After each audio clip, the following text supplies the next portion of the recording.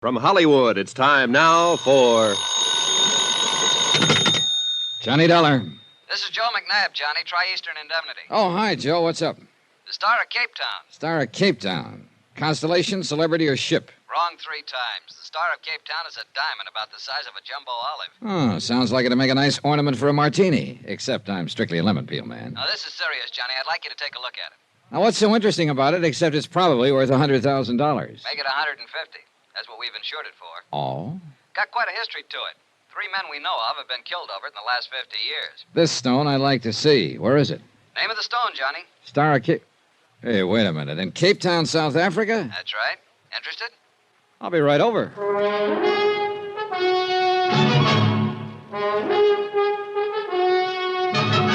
Tonight and every weekday night, Bob Bailey in the transcribed adventures of the man with the action-packed expense account, America's fabulous freelance insurance investigator. Yours truly, Johnny Dollar.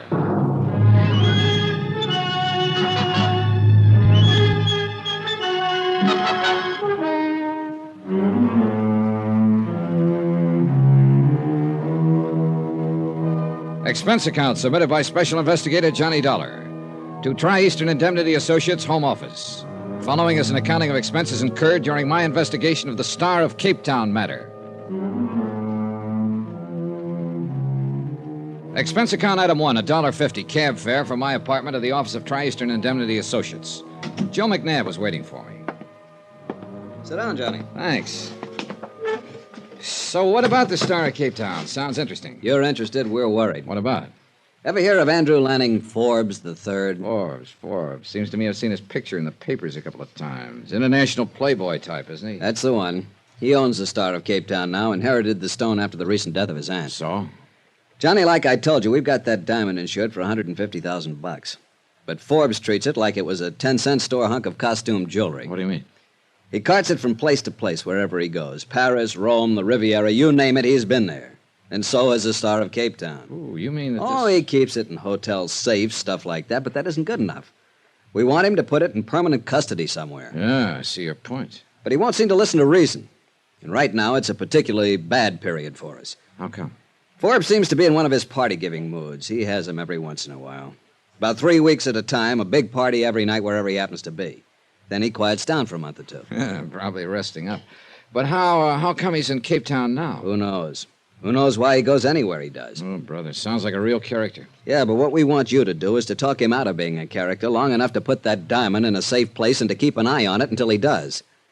We got a plane reservation for you tonight at midnight. Tonight? Now, just a minute. Now, look, if it's the money you're worried about, don't be.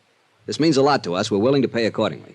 Joe, you may not believe this, but I wasn't thinking about the money. Then what? Those 3 men who got killed over that diamond. You told me about them over the phone. Oh, that. Look, the diamond's 50 years old. Those 3 killings were 20, 30 years ago. Just the same, 3 is always a crowd. And I wouldn't like to see it increase by 1.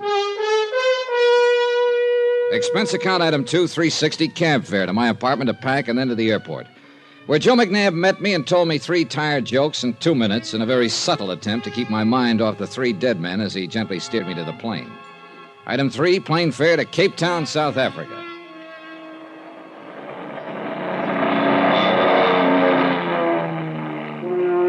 The plane came in over Cape Town in the early afternoon. Off to one side toward the famous Devil's Peak, and down below, the bay glittered like... Yeah, it looked like everything was trying to remind me of that diamond.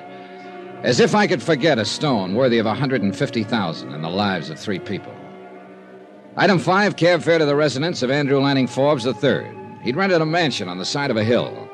I was ushered onto a terrace overlooking the city and the bay. Forbes was waiting for me with a drink in his hand. He was a thin-faced, elegant, tired-looking character whose deep tan didn't hide the lines on his face. He could have been anywhere from 35 to 50. May I have you a drink, Dollar? Well, a little early in the afternoon, isn't it? Oh, is it? It might cool you off. Okay, thanks. Say, it's quite a place you have up here. It's adequate. You seem amused. Well, there must be 15, 16 rooms at least. Roughly. Adequate seems kind of like an understatement. Quite possibly. Here you are. Ah, thanks. Look, Dollar, it was very thoughtful of the insurance company to send you all the way down here, but also it was, wouldn't unnecessary be the word? Well, that depends, Mr. Forbes. What do you mean? The company I represent is pretty jittery over that diamond of yours, the Star of Capetown. Mm-hmm. Would you like to see it? Well, yes, but I think we ought to... Yeah, here it is. You carry it around in your pocket? Why not? I have no holes in my pockets. Oh, now look, Forbes. But no. I'm really not as bad as that, Dollar. I was expecting you, so I thought I'd play a little joke on you. Hey, Mr. Forbes, that kind of humor shortens my life. Yeah, well, I suppose it was a bit cruel.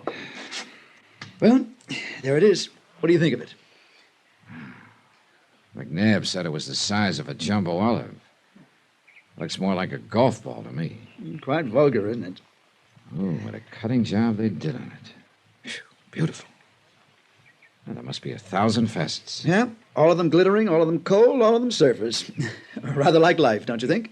Look, Mr. Forbes, if you don't mind, let's skip the philosophy for a minute and talk about the diamond. Oh, of course. You're still concerned about his safety. Well, perhaps this will reassure you. Will you come with me? Sure. This way. I have a very efficient wall safe in my bedroom. In here. So, you see, I do take precautions. Here we are.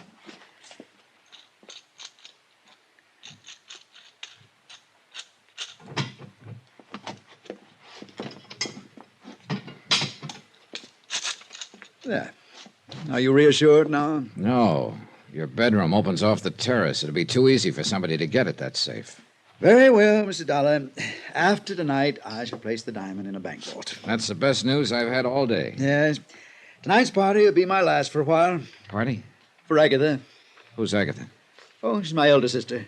She's on a world tour arriving here in Capetown later this afternoon. I'm going to surprise her. Hey, wait a minute. You came all the way here to Capetown to throw a surprise party for your sister? Well, I wasn't doing anything else at the moment. Why not? Well, I could think of a couple of reasons, but they probably wouldn't sound convincing to you. Probably not. Although they probably would sound convincing to Agatha. Oh? Yeah, she and I are quite different.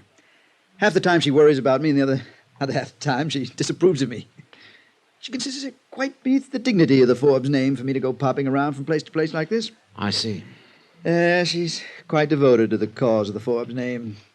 To make sure it keeps standing for, well, whatever it's supposed to stand for. I was never quite sure myself. So you're giving her a surprise party tonight. Will she like the idea? Probably not. That's what makes it fun. Oh, by the way, would you like to come? Well, under the circumstances, I think I'd better. I wonder if I could have a guest list. A guest list? Oh, good heavens. You mean you don't have one? Well, of course not. I just invite people here and there and wait to see who turns up. Then you don't have any idea who all's coming?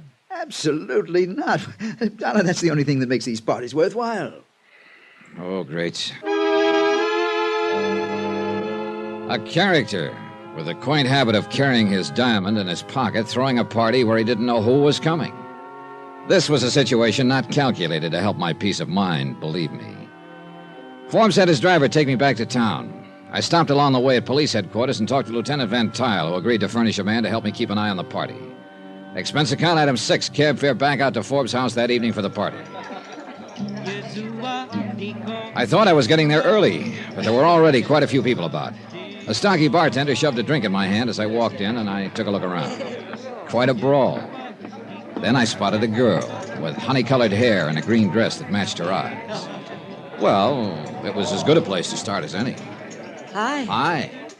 My name's Johnny. I know. Oh? I'm Sheila. You a friend of Forbes?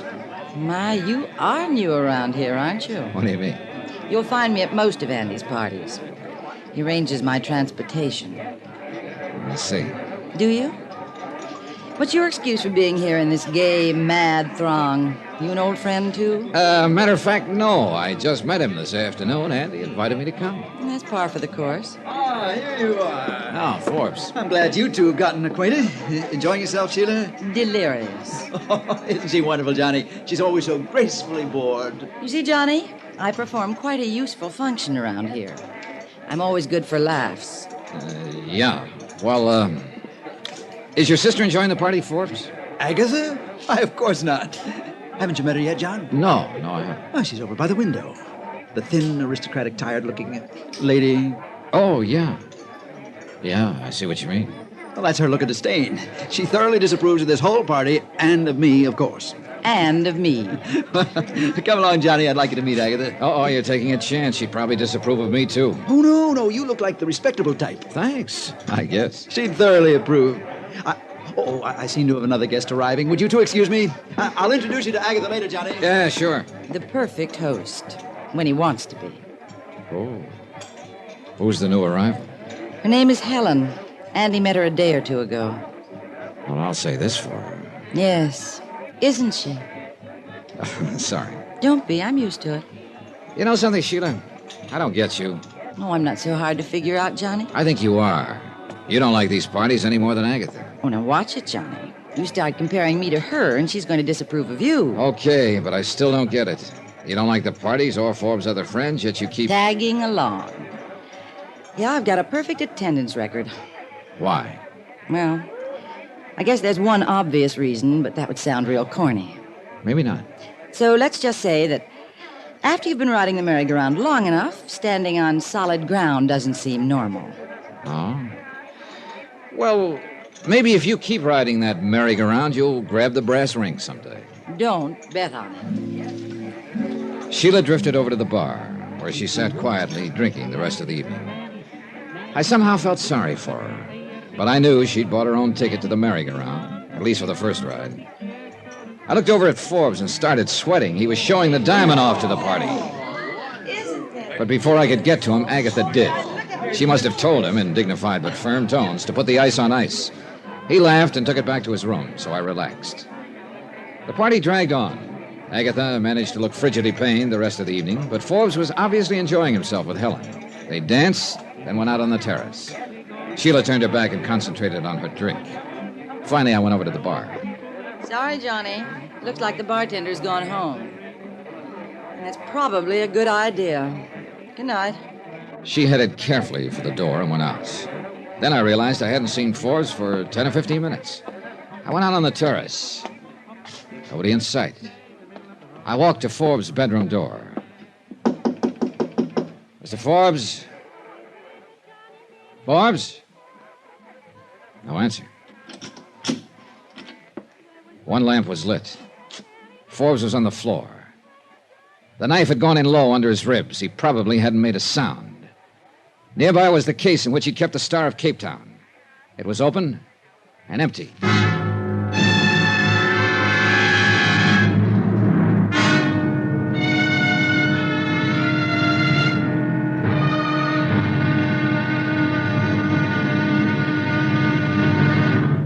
Now, here's our star to tell you about tomorrow's intriguing episode of this week's story. Tomorrow, a girl who was exciting, beautiful, and deadly. Join us, won't you? Yours truly, Johnny Dollar. From Hollywood, it's time now for... Johnny Dollar. This is Lieutenant Van Tile of the Cape Town Police, Mr. Dollar. Oh, yeah, Lieutenant. I've been trying to get you. Anything new on the Forbes murder? I'm afraid not. How about the diamond? It's still missing. Oh, so far we're batting 0. Any suspects? Oh, yes, indeed. Who is it? Not it, Mr. Dollar. They. What do you mean, Lieutenant? How many guests would you say were at Andrew Forbes' party last evening? 60? Then we have 60 suspects. Oh, great.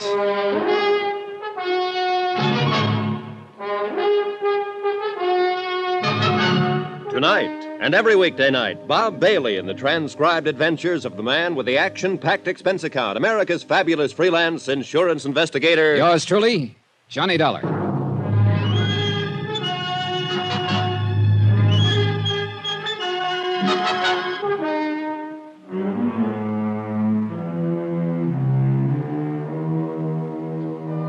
From Special Investigator Johnny Dollar, location Cape Town, South Africa, to the Home Office, Tri-Eastern Indemnity Associates. Assignment, the Star of Cape Town matter.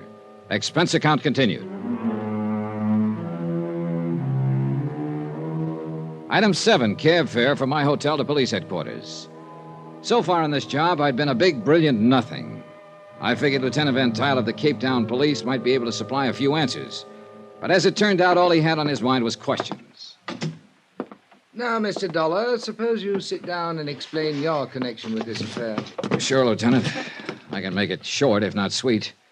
Andrew Forbes was an international playboy. I am well aware of that. Capetown has entertained Mr. Forbes before, or vice versa. Well, then you probably also know that he recently inherited a very large diamond known as the Star of Capetown. Yes? The company I represent was carrying the insurance on that stone, $150,000. They didn't like the way Forbes was flashing it around. They thought he was a bit too careless with it. I was trying to talk him into using a little common sense. And that is why you came here to Capetown. Yeah, but it looks like I've struck out. Struck? Forbes is dead and the diamond's gone. You were at the party from some time before Forbes' murder until afterwards, hmm? That's right. You stayed in the main room the entire time? Well, yeah. Oh, now look, Lieutenant, I'd hardly fly all the way here to bump off a guy if Just questions, Mr. Dollar, just questions. Yeah, but what I need right now is answers. As do I. These other guests at Forbes' party, did you know any of them? No. Well, I met a girlfriend of his named Sheila, and a couple other people who were pointed out to me. Who were they?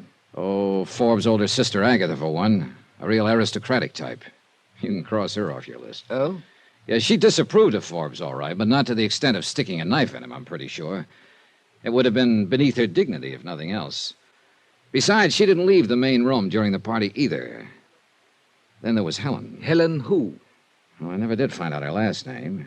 She arrived at the party late, and Forbes seemed to zero in on her right away. Zero in? I mean, he spent the rest of the evening with her.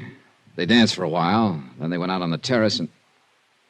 Come to think of it, I never did see her come back inside. And I didn't see Forbes again either until I went to his room and found him dead. I see. We shall try to find this Helen. Can you describe her? Well, I didn't get nearly as close a look as I'd have liked to. Oh? Yeah, from what I could see, a real doll, Lieutenant. Dark hair, turned-up nose, fine complexion. Mr. Dollar, we need an objective description, not an appreciation. Well, at the time, I was more interested in her as a prospect than a suspect. I see. And you say you knew none of the other guests? That's right. We've been unable to find any sort of guest list. Oh, don't waste your time looking. There isn't any. No? Yeah, Forbes explained that he had a charming habit of inviting whoever he ran into. He said that half of the fun was in seeing who turned up. Well, that rather complicates matters, doesn't it? It sure does. Mr. Dollar, diamond thefts are not unknown to us here in Capetown. No, I imagine not.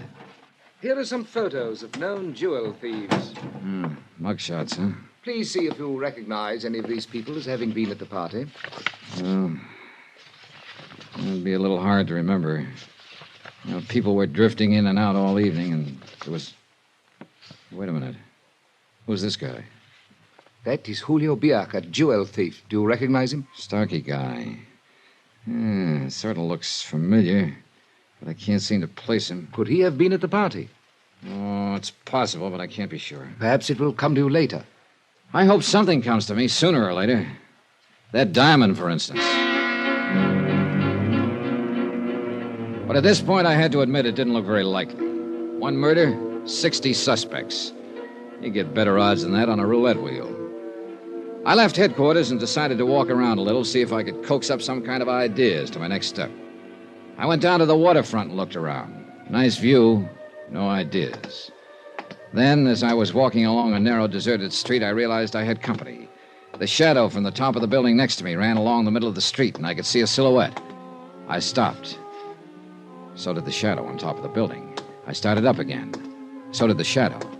I started edging out away from the sidewalk for a look. The shadow raised its arms suddenly, and I ducked. A large building tile crashed to the sidewalk right where I'd been a second ago. I jumped for a rickety fire escape over my head and scrambled up to the roof. Nobody in sight, and roofs stretching out in all directions, warehouses, loading sheds. Whoever it was could have been a block away by now. Pretty ironic. Somebody trying to take me out of the ball game when I didn't even know which team had the ball.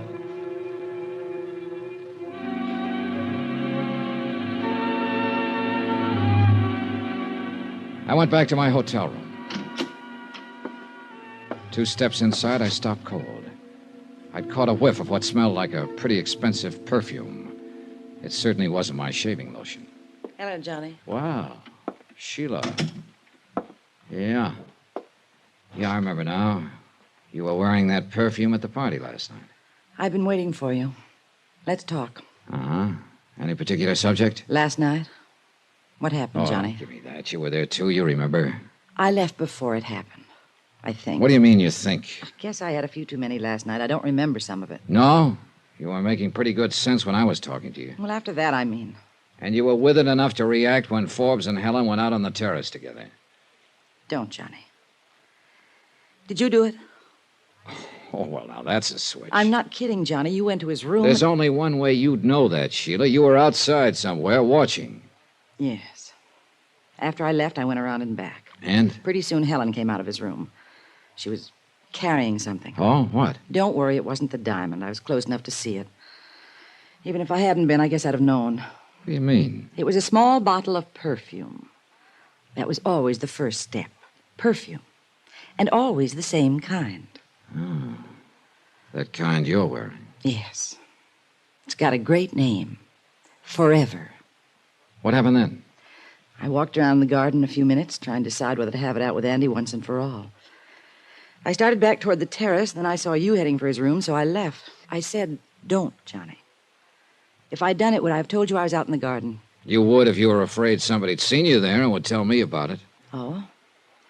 And I suppose you figured out a motive for me, too. Couple of possibilities. You told me you'd been on a merry-go-round with Forbes for a long time. Maybe you couldn't stand the thought of anyone else getting aboard. Helen? That sort of thing's happened before, Johnny. Or maybe you figured the only way to get off that merry-go-round was to get rid of the guy who ran it. And the diamond. That'd get buy you a lot of rides somewhere else. And I thought I was the cynic. You really have a nice opinion of people, haven't you? I'm afraid most of the people I get myself involved with on these jobs aren't very nice, Sheila. I didn't do it. All right, if you didn't, I'm sure Lieutenant Van Tile will find out. I know. I'm on my way there now. Oh? He phoned me an hour ago. I thought I'd stop by and talk to you before I went. Johnny, you don't really think I could do a thing like that, do you? I guess not, Sheila. One thing I am interested in, though. What's that? You're finally off the merry-go-round. How does it feel? It isn't real. That merry-go-round was all I ever knew. She walked out of the room looking, well, empty is the best word I can think of. And I kept wondering what she'd been like before the merry-go-round. The rest of the day I spent composing soothing cablegrams in reply to angry ones from McNabb of Tri-Eastern Indemnity. The inquest was the following morning, but the verdict was no help. Death at the hands of person or persons unknown. Lieutenant Van Tile told me that Forbes' sister Agatha had decided to shove off that afternoon on the Southern Empress. So I went down to the dock and aboard ship an hour before sailing, hoping I could get in a word with her. Farewell parties were clogging the lounges and the passageways. I waited outside Agatha Forbes' stateroom until she arrived. Miss Forbes? What? Oh, Mr. Dollar, isn't it? Yes, I didn't have a chance to meet you at your brother's party last night. He told me about you. It's too bad you weren't able to persuade him to put that diamond into safety sooner. Miss Forbes, I wonder if you'd answer a few questions about... I'm very sorry, Mr. Dollar. I am completely exhausted. I don't wish to talk about it. But there are certain... I made my statement to the police. There's nothing further to add. About the diamond, however. There's been too much publicity about the entire tragedy as it is. I have no wish to add to it. I'm very sorry, Mr. Dollar. I shall be in New York in a month or so. Perhaps I shall have recovered from the experience sufficiently by then to talk about it intelligently. Only trouble is, by then the diamond could be in Timbuktu or... See you later, Miss Forbes. What snapped me into action was a glimpse of a girl at the end of the passageway just entering the lounge. I couldn't be sure, but it looked like Helen. By the time I reached the lounge, she was nowhere in sight. Then I saw another familiar face over in one corner. The mugshot I'd seen at police headquarters, Julio Biak, jewel thief. And now I had him pegged.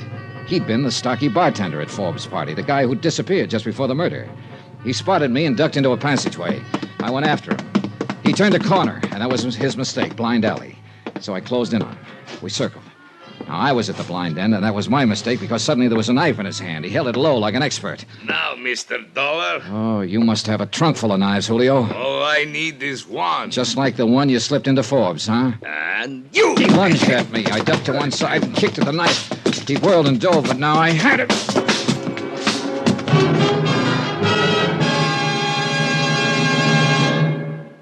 I'm glad you had him sent ashore and locked up, Mr. Dollar. It may be you have found our killer.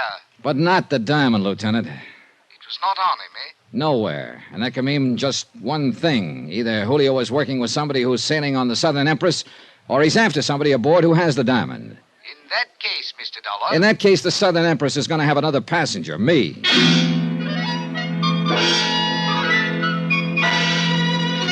I checked with the purser, who agreed to squeeze me aboard. Then I headed back to my hotel room to pick up my luggage. I could still smell Sheila's perfume in the room. Then as I bent over to lock my suitcase, I spotted a movement out of the corner of my eye. I tried to whirl, but too late. Something hard connected to the back of my left ear, and I went down. And out.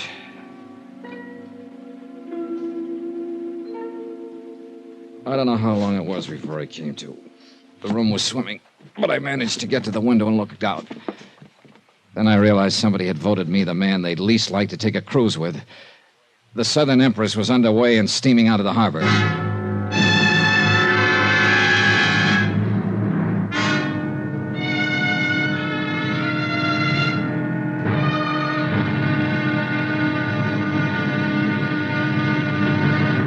Now, here's our star to tell you about tomorrow's intriguing episode of this week's story. Tomorrow, I take a trip, all right. A one-way trip. Join us, won't you? Yours truly, Johnny Dollar. From Hollywood, it's time now for... Johnny Dollar. Lieutenant Van Tile of the Cape Town Police. I was just going to call you, Lieutenant. Is something the matter? You sound very strange. Probably from nursing a lump on my head that had put the star of Cape Town to shame.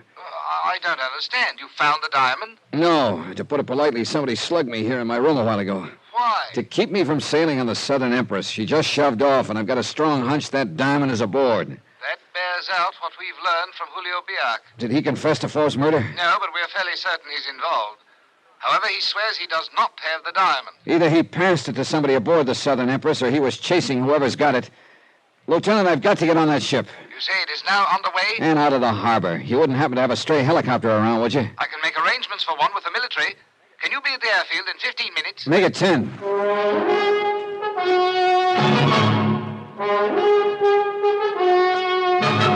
Tonight and every weekday night, Bob Bailey in the transcribed adventures of the man with the action-packed expense account, America's fabulous freelance insurance investigator. Yours truly, Johnny Dollar.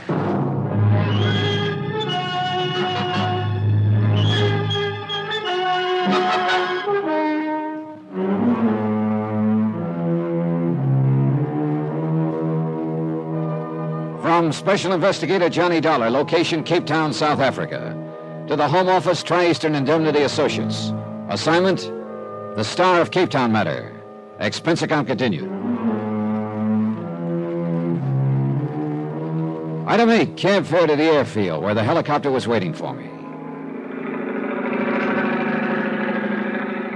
I don't know which was throbbing the most, the helicopter engine or my head. On the way out to sea, I had time to try to put the pieces together. But as usual, they didn't fit. A playboy named Andrew Forbes inherits a diamond called the Star of Cape Town, worth 150 G's. The insurance company gets fidgety at the way Forbes is flashing the stone around. So they send me to Cape Town to talk some sense to him. But now Forbes is dead and the diamond is missing. And the fact that his probable killer was picked up aboard the Southern Empress before it shoved off convinces me the stone is somewhere on that ship. But I've got no proof, even though I'm breaking my neck to get there at the moment.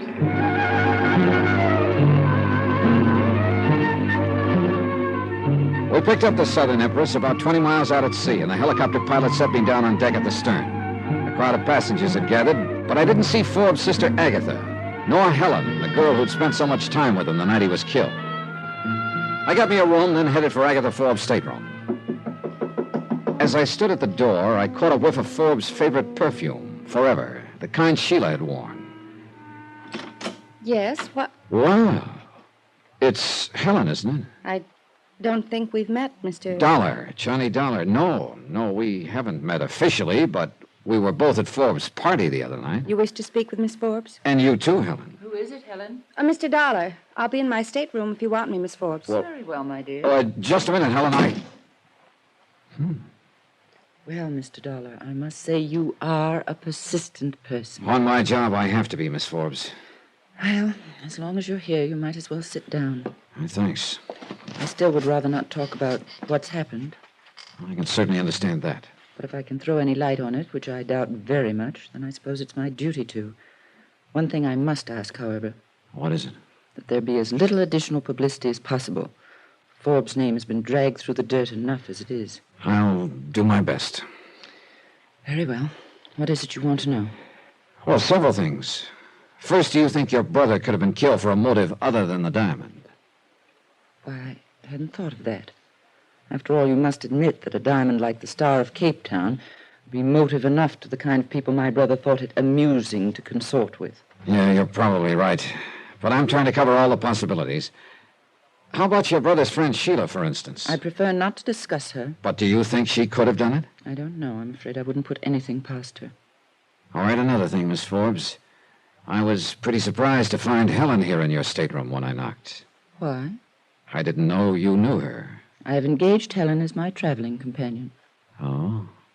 Kind of sudden, wasn't it? As a matter of fact, it was. My brother had told me about her. For one of the few times in his life, he was right about someone. She's a thoroughly nice person. So you hired her? I think I told you before how exhausted I am by all this. I needed someone to make arrangements for me. At the last moment, she decided to make the trip, and I was delighted. Uh-huh. She made up her mind at the last moment, huh? May I ask why all these questions about her? Well, right now, she's pretty high on my list of possible... That's impossible. As far as we know, she was the last person to see your brother alive. And I refuse to believe she could possibly be involved. I hope she isn't. But I've got to run down every lead I can get. If I don't recover the Star of Capetown, the company I represent is on the hook for $150,000. I have not filed a claim as yet, Mr. Dollar. Nor do I propose to until we reach New York. I shall give you every opportunity to recover the diamond. I appreciate that, Miss Forbes. But I'm afraid it still doesn't leave me much time. I went back to my stateroom. The door was open. But I was sure I'd closed it when I left. Inside was the same lingering smell of the same lingering perfume. Forbes' favorite forever. Sheila wore it, but as far as I knew, she was still in Capetown. Then I remembered her saying that Forbes had given Helen a bottle of it. I also remembered smelling it in my Capetown hotel room just before I got slugged. I thought then it was a carryover from Sheila's earlier visit. Now I wasn't sure. I started back out of my stateroom just in time to collide with somebody in the passageway. Oh, sorry. Oh, say, partner, you sure took the wind out of my sails. Yeah, well, I'm sorry. I didn't know anyone was out here. Oh, I just passing by, partner. Stacy's the name, Ben Stacy. What's yours? Dollar. On the level? Cross my heart. Well, when I tell people I bumped into a guy named Dollar aboard a boat, I'll mean it, huh? See you around, partner. So he could have been just passing by, like he said. But if so, he moved awfully quietly for a guy his size. I locked my door and headed for the bar. Expense account item 9150, a double martini, which occupied me just long enough to get a couple of things nailed down in my mind. Namely, open stateroom doors and the smell of perfume. It had to be Helen. No two ways about it. At this point in my brilliant chain of deductions, I made a big mistake. I looked down toward the other end of the bar. And the person I saw sitting there made me realize in one big hurry that my train of thought had just gotten itself derailed. Hello, Sheila. Hi, Johnny. I thought you were back in Capetown. Why should I be? What's to stay for now? Good question. But you didn't tell me you were leaving. You didn't ask me. Sit down. You must have decided in a hurry. It's the only way I ever decide anything. Oh? Well, you picked an interesting boat to sail on. I suppose you know Helen's aboard. Small boat, isn't it? Oh, look, Sheila, suppose we drop the flip chatter, huh? Okay, Johnny. What do you want me to tell you? That I hate Helen for taking Andy Forbes away from me? Okay, I do. It's happened before, but Andy always came back. What hurts this time is that he was killed before he had a chance to. Sheila... Don't worry. I'll keep out of her way. I won't make any trouble. And, Johnny, do me a favor. What is it? Let's just forget I'm on board. I'd kind of like a decent chance to forget a few things, if I can. Okay. Just one thing, Sheila. Yeah? Were you in my room a few minutes ago? No. On the level? Sure, why? All right, skip it. See you later. Okay. I hope you find your diamond. Thanks. I hope you find whatever you're looking for. You know what it is? No? I got news for you. Neither do I.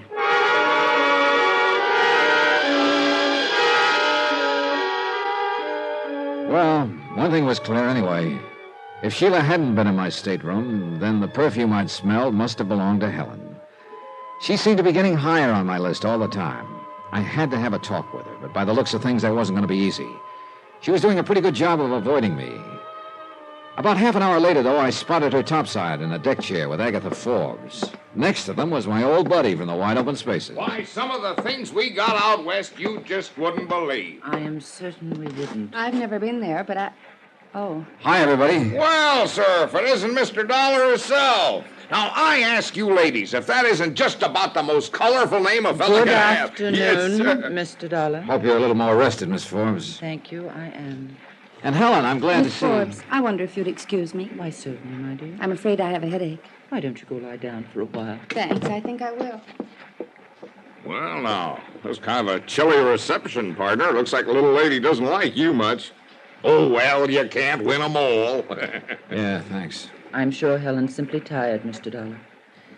Mr. Stacy here tells me he was quite a good friend of my brother's. Oh? Why, sure, partner. Andy Forbes and I was the best of buddies. Well, I didn't see you at his party the other night. Well, he asked me, of course, but I just couldn't make it.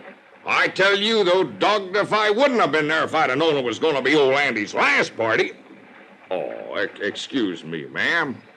That's all right.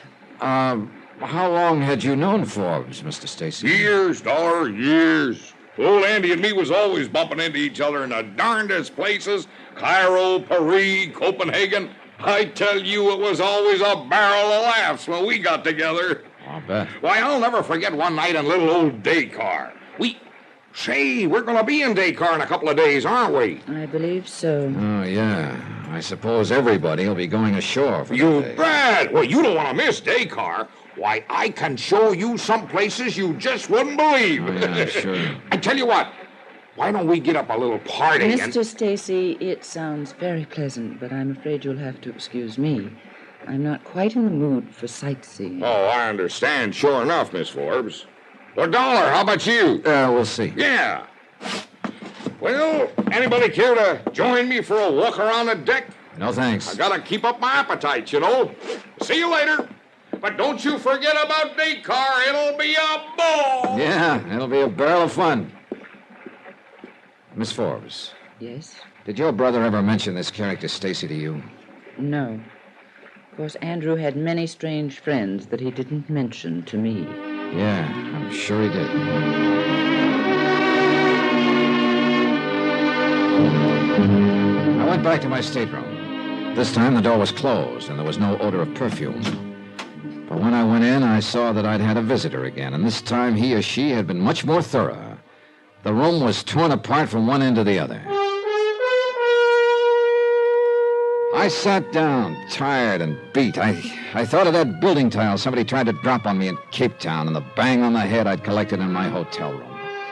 I knew that whoever I was after was also after me. And now it looked like a third party was involved. Whoever had torn up my room must have figured I might have the diamond. Sheila, Helen, Stacy, it could be any of them. Or even worse, it could be somebody I didn't even know about. But one thing was sure. I was no closer to that king-size diamond. Pretty soon we'd be getting to Dakar, and once everybody had the chance to get ashore, my chances of getting the diamond back were practically zero. I had a strong and sickening hunch that Dakar could be the end of the trail for me, and I didn't like it.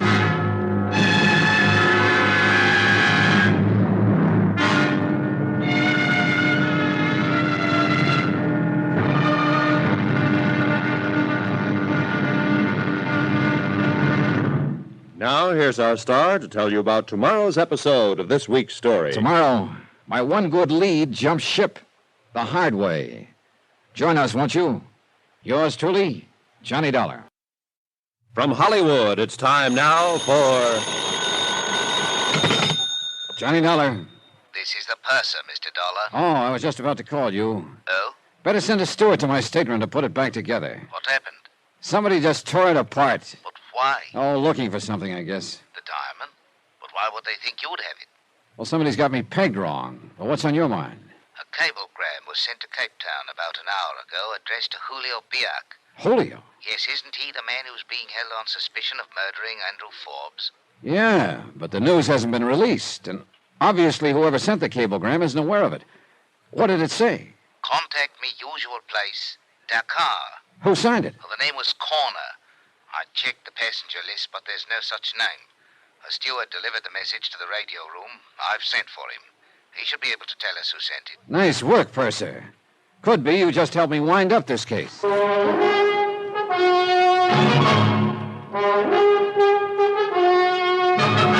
Tonight and every weekday night, Bob Bailey in the transcribed adventures of the man with the action-packed expense account, America's fabulous freelance insurance investigator. Yours truly, Johnny Dollar.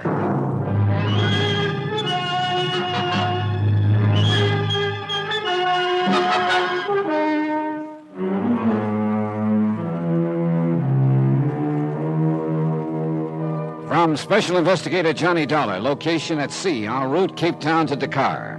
To the Home Office, Tri-Eastern Indemnity Associates. Assignment, the Star of Cape Town matter. Expense account continued. Item 10, $10. A token of appreciation to the purser for furnishing me the one good lead I've had in this deal.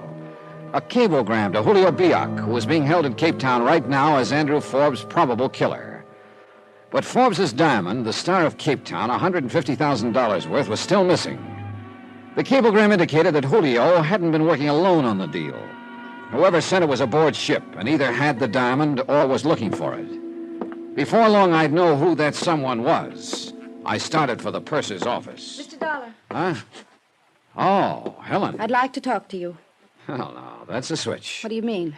Ever since I got aboard this ship, I've been trying to talk to you, but you weren't having any. I don't know what this is all about, but you've gone too far, Mr. Dollar.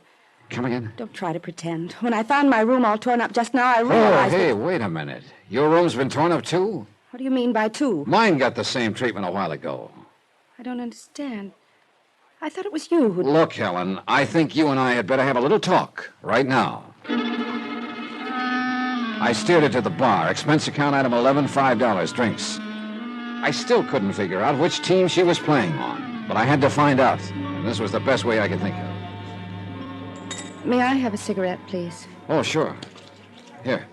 Thanks. I've been so confused, Mr. Dollar. Johnny. Johnny. Confused about what, Helen? Everything. It's all happened so fast. And then when I realized that somebody was watching me and following me... Look, I think you'd better start from the top. I suppose so. Maybe it'll make sense to you. I hadn't really known Andy Forbes very long.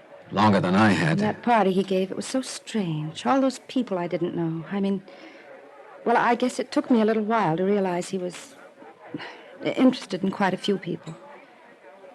Sheila? I feel sorry for Sheila. I guess she's pretty bitter about everything. But I didn't do anything to encourage Andy, and I didn't realize he was serious about me until the night of the party. And then he told me he was. And he gave me... A bottle of very expensive perfume, forever. Oh. His usual gift? I'm afraid so. I don't care. He wanted me to have it, and it's lovely perfume. I liked Andy. He was completely irresponsible, but in his own strange way, he was nice. So? When they told me the next morning that he'd been killed during the night, I couldn't believe it. And then when the diamond was missing... Yeah? His attitude about the diamond was very strange. How do you mean? He seemed to regard it as an inexpensive trinket. He was so careless with it. Oh, you're telling me. That's why I was sent down to Cape Town, to try and talk him into being more sensible with it. But, Helen, you said something about being watched or followed. Yes. When I left Andy's house that night, I felt that somebody was watching me. Oh. And later I knew somebody had been in my hotel room, and now my stateroom torn apart. What does it all mean? That's a good question. One more thing. Yes? You decided to make this trip rather suddenly, didn't you? I wanted to get away from Cape Town. Miss Forbes was kind enough to offer me a job as her traveling companion for the trip, so I took it. Do you like working for her? Yes. She's really a very nice person, perhaps a little on the dignified side. Yeah. I'm pretty concerned over the Forbes name. Wouldn't you be, after all that's happened? Maybe. Oh, Johnny, I've got to be getting back and see if she needs anything, but thanks. For what? Talking to you has made me feel a lot better somehow. Good. It's been a big help to me, too. How so? Oh, makes things easier for tonight. They're having a dance. And I'd been figuring how to go about asking you.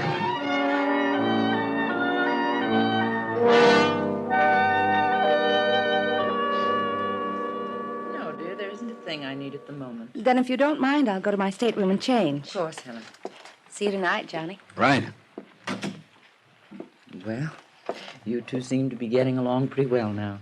Yeah, I guess so. I'm glad. I'm sure you realize by now that Helen couldn't possibly be involved in the murder or the diamond theft.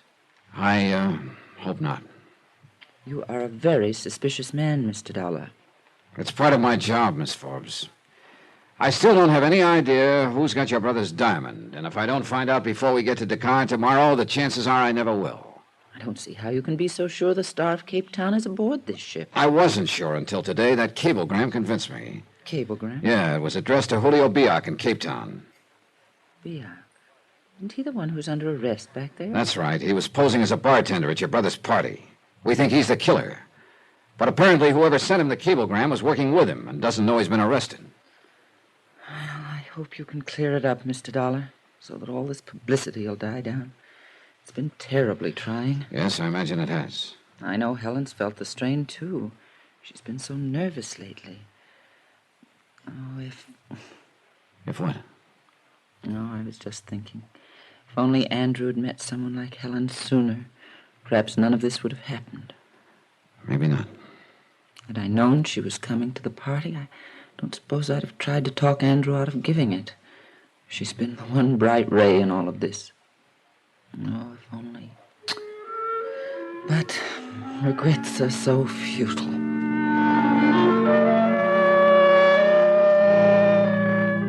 She looked old and tired and lonely. Sure, maybe she was too worried about the dignity of the Forbes name, but I could see now it was about the only thing she'd had all these years. And with a brother who'd kept tossing the name around like a cheap toy, I quit looking at the picture. It wasn't very pretty. Anyway, I had another picture in my mind. Helen. I couldn't quite figure her. Everything she told me could be the truth, or it could be just one big lie. And there was something else bothering me about the whole deal, something I couldn't quite put my finger on, a piece that didn't fit, a discord in the tune. But Helen kept pushing everything else out of my mind. And the feeling didn't change any that night. We danced, and then we went out on the deck. But all the while, one of my stock Confucianisms kept gnawing away at me. He who gets too interested in suspects is building up to king-size letdown. It's beautiful out here. The moon and the sea and the ship sliding along. It almost doesn't seem real. I know. I almost wish it could go on this way forever. No people, no places. There's just one thing wrong, though. What? That routine doesn't work for very long. I know. Johnny. Is there something wrong? What? He seems so far away, so preoccupied. Oh, just thinking about a lot of things, I guess. It's not being very informative. I'm sorry, I guess I'm not feeling informative. It's okay. Sometimes talking isn't very important. You know, Johnny, the last few days have been a sort of nightmare for me. But tonight everything seems so nice. Why would that be, Johnny? Maybe I could make a kiss. Maybe you could. Johnny. I'm sorry. I'm not. Well, say now, if you two don't look just like a picture postcard. Hello, Mr. Stacy. Stacy. Yes, sir, I tell you, if they could put a picture of what I saw a second ago in all their travel folders, they'd double their business. How nice for them. You want us to run through it again for the proper camera angle? Johnny. Oh, come on now, partner. Can't you take a little joshing? Oh, I'll try, partner. The reason I've been looking for you two, we get into Dakar in the morning. Yes, I know. And you can have a barrel of fun in that town. So you've told us. What do you say we set up a little party? I can show you some places you won't believe. It sounds like fun. How about it, Dollar? Yeah, You can count me in, Stacy. Good. I'll see you in the morning then, bright and early. He means well, Johnny. Maybe. You don't sound very convinced. I don't know. Half of my job has always been sizing up people. Suddenly, I seem to have lost my touch. Meaning me? I didn't say that. If it's any help in sizing me up, what happened a moment ago? I meant that, Johnny. Mr. Dollar. What? Oh, excuse me a minute. Sure. Be right back. Yeah, what is it, Percy? That steward I was telling you about, Mr. Dollar? The one who delivered the message for Cape Town to the radio room? Where is he? That's just it. I don't know. You what? I can't understand it. I've looked everywhere. I'm worried. That's not good. I was counting on him to tell me who sent that message to Julio Biak. Whoever did is probably working with Biak and could have the diamond. Well, I'm sorry, Mr. Dollar. I'll keep looking and let you know the minute I find him. I turned back toward Helen, but she was nowhere in sight. I started along the deck to see if she...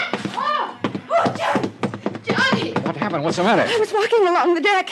As I passed a lifeboat, somebody stepped out from behind it and grabbed at me. Who was it? I couldn't see. Well, come on, let's take a look. He ran away when I screamed. Oh, I see.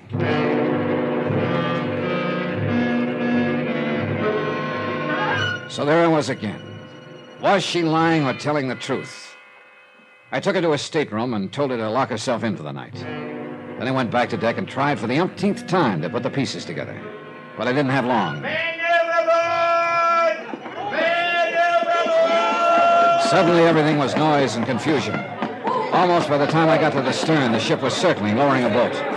20 minutes later, they hoisted a body aboard. He was wearing a steward's uniform, and one look at the purser told me which steward it was. Yeah, my one good lead, gone.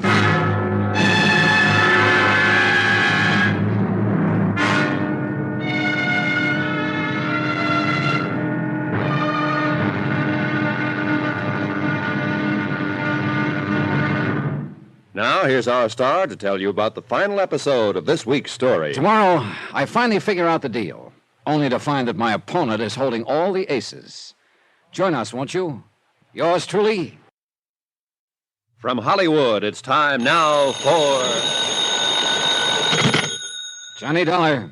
This is Ben Stacy, partner. Oh, hi, Stacy. We'll be docking a day car in an hour or so now. Yeah, I know. Don't forget, I'm going to show you and Helen around the town. Okay, I'll be ready. Say, Dollar, that was a little excitement we had aboard ship last night, huh? That steward who fell overboard? That's putting it politely. Oh, what do you mean? I think he got pushed.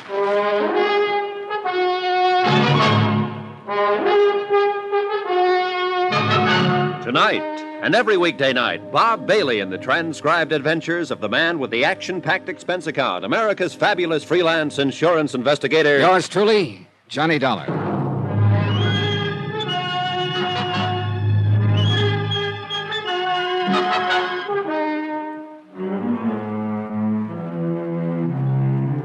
From Special Investigator Johnny Dollar, location at sea on the Southern Empress, en route Cape Town to Dakar. To the Home Office Tri-Eastern Indemnity Associates. Assignment, the Star of Cape Town matter. Expense account concluded.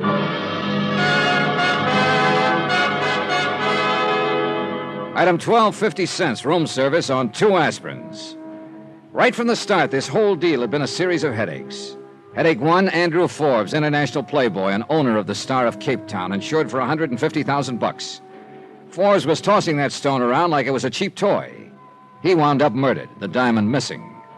Forbes' probable killer, Julio Biak, was in a Cape Town jail at the moment, but his confederate was still on the loose. The steward who could have told me who the confederate was had been fished out of the drink, dead, last night. Now we were going ashore at Dakar, and whoever had that diamond could make it hard for me to find.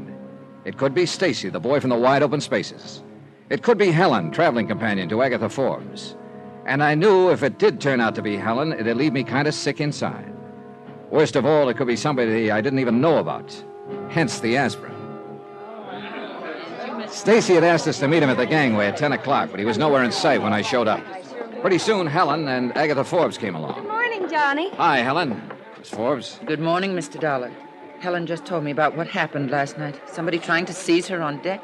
How dreadful. Perhaps I shouldn't have told you, Miss Forbes. No, I'm glad you did. Anything happened during the night, Helen? No, I kept my stateroom door locked. Well, here you are. Sorry I'm late. I guess I overslept. You all ready? Already. Say, now, I'm mighty glad to see you with us, Miss Forbes. I was hoping you'd come. I won't be going with you. I'm going to stay aboard and rest. Oh, come on now, Miss Forbes. Do you good to let your hair down and frisk around a bit.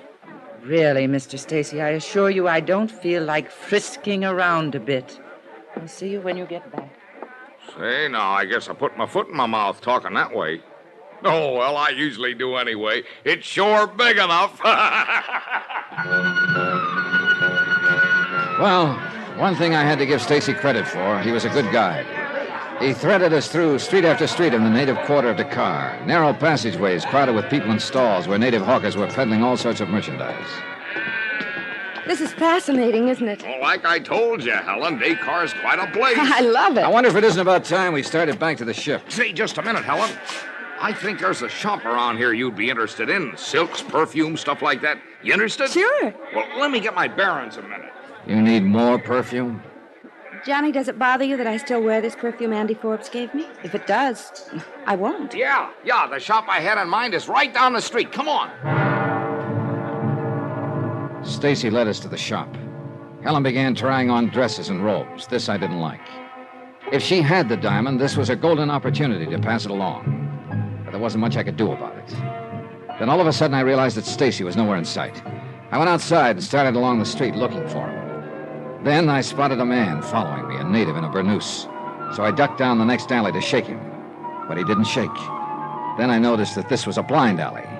The native was closing in, and what he had in his hand looked strangely like a knife. Suddenly, a door beside me opened. Come on in, Dollar. Stacy. I said come on in. A gun in front of me, a knife behind me. I guess I don't have much choice. So, you had your stooge steer me here. I figured sooner or later you'd start looking for me, so I just thought I'd make it easy for you. Oh, thanks. Stick around, Hassan. I may need you. Very well. Hassan's a pretty effective persuader, Dollar. How jolly. So you're the boy I've been after, Stacy. Correction. You're the boy I've been after, Dollar. What are you talking about? A diamond called the Star of Capetown. Let's have it. Oh, look, don't give me that routine. Forbes was knifed by your buddy Julio Biak in Capetown. You killed the steward aboard ship to keep him from telling me it was you who sent the cablegram to Julio. Right boy, Dollar. That should mean you've got the diamond. Smarten up, boy. You think I'd have arranged this little reception for you if I already had the stone? Wait a minute.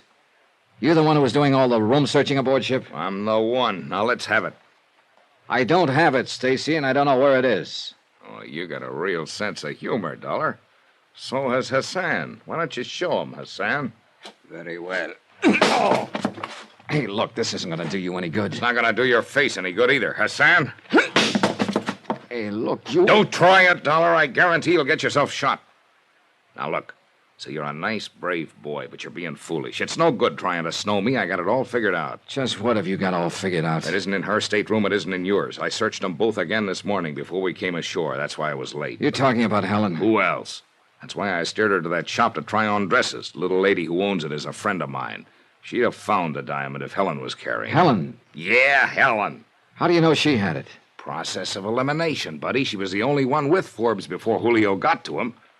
I've been watching you and Helen like a hawk, Dollar. There's only one time she could have given you the stone. That was during that tender little clinch on deck last night, right under my nose. Right under? What's the matter, Dollar? Nothing. Yeah, what Stacy had just said popped the whole deal into place suddenly. Right under my nose. Right where it had been all the time. I tell you what, Dollar, you got just 5 minutes to tell me where that diamond is. Hassan will be here with you, and he's going to start persuading again if you don't talk. I had to get back to the ship somehow. That meant I'd have to do some fast talking. I looked at Hassan. I couldn't tell which was glittering more, his black eyes or the knife he held against my throat. One wrong word, and I knew he'd start carving. Hassan. What do you want? You come from the desert, don't you? Why? You're a long way from home. Ever get homesick? What do you mean? Oh, I was just thinking, with half the money from that diamond, you could buy yourself an oasis with all the trimmings. Do not worry. Stacy will pay me well when we get the jewel. Well, what's he giving you for this job? 3 goats and a new burnous? $1. Hey, easy with that knife. It's just that everybody who works for Stacy seems to wind up getting paid off the wrong way. The wrong... Take Julio Biak for one. The guy Stacy hired to get the diamond in the first place. He's roosting in the Capetown jail right now. You lie. No, you can check on it. Then there's the steward who sent Stacy's message to Biak. He got shoved overboard. You can check on that, too. But I'm sure a thing like that would never happen to you. Go on, Dollar. Okay. I know where the diamond is. How do I know I can trust you? You can come with me to get it. I don't know. At least he was thinking about it, and that's all I wanted. His eyes got that faraway look. That's what I was waiting for. I whipped my arm out and knocked his knife loose. I buried my fist in his midsection. He jackknifed. A rabbit punch finished him off. I dove for the wall just as Stacy came charging in. What the... I kicked the gun out of his hand and went to work. Stacy was rugged, but I finally made it. I got the Dakar police to put Stacy and his aunt on ice, patched up my face, and headed back to the ship. But there was something else hurting me a lot more than my face. Helen. Johnny. Yeah, Johnny. Where have you been? Your face, what happened? Skip it. I have to hand it to you, Helen. That was a real Class A snow job you pulled on me. What are you talking about? Yeah. It was right under my nose all the time. The perfume Forbes gave to you. Now, where's the bottle? On my dressing table, Okay. Yeah, pretty fancy bottle. Solid base. Or maybe not so solid. Johnny! Uh-huh. In the base of the bottle. Star of Capetown. I'll bet you're real surprised, aren't you? Johnny, I didn't know it was there. I didn't have any idea. I swear it. She's telling the truth, Mr. Dollar. Miss Forbes. Wow. Well, Agatha, that gun looks sort of out of character. Perhaps. I won't hesitate to use it if necessary. I don't understand. It was cruel of Andrew and me to use you like this, Helen, but we saw no other alternative. Wait a minute. You and your brother rigged this whole deal right from the beginning, didn't you? Sure. Sure, because you slipped yesterday, Agatha, when you told me you discussed your brother's party with him. But back in Capetown, he told me it was a surprise party for you. Johnny, I still... Oh, it's simple, Helen. That bottle of perfume would have turned up missing when you got to New York. Agatha would have appropriated it. One big question, Agatha. Why all this? Have you any idea what it means to see somebody drag the family name through the dirt time after time with his wild escapades? And have you any idea what those escapades cost? Your brother was in debt, huh? Terribly. We were pressed to the wall. Oh, why didn't you sell the diamond? We were bound by the will not to. But arrangements were made with someone in New York. What we could get for the diamond, plus what we could collect from the insurance. It would be enough. Oh, nice little scheme. But you didn't figure on Julio Biak trying for the diamond in Capetown and killing your brother in the process. No. First, I didn't know what to do. But it soon became clear that more than ever I had to go through with a plan. My brother's creditors began to make trouble right after his murder.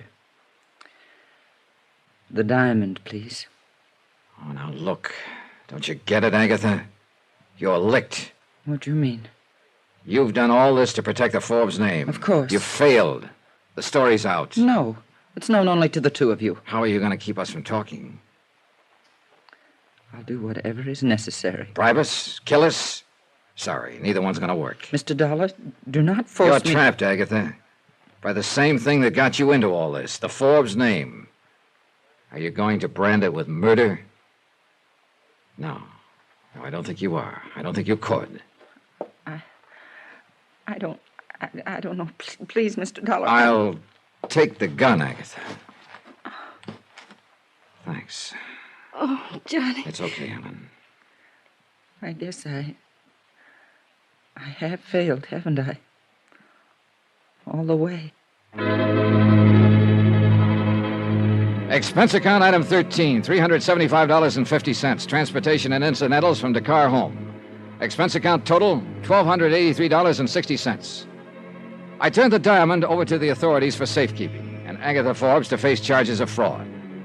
Julio Biak and Ben Stacy were indicted for the murder of Andrew Forbes. Remarks about Agatha. I guess she did what she did because she thought the end justified the means. which is one of the oldest sucker traps of them all. About Helen? Well, now that she's no longer a suspect, could be I'm no longer building up to a big letdown with her.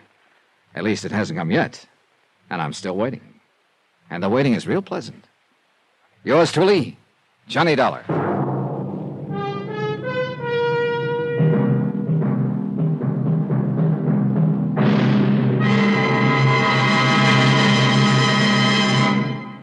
Now, here's our star to tell you about next week's story. Next week, a yacht that wasn't there and a man who wasn't there. They never were. But that's where I found them. Join us, won't you? Yours truly, Johnny Dollar.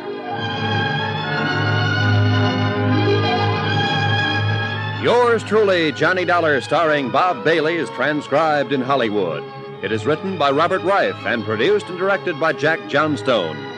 Heard in this week's cast were Gene Tatum, Virginia Gregg, Harry Bartell, Chester Stratton, Marvin Miller, and D.J. Thompson. Musical supervision by Amerigo Marino. Be sure to join us on Monday night, same time and station, for another exciting story of yours truly, Johnny Dollar. Roy Rowan speaking.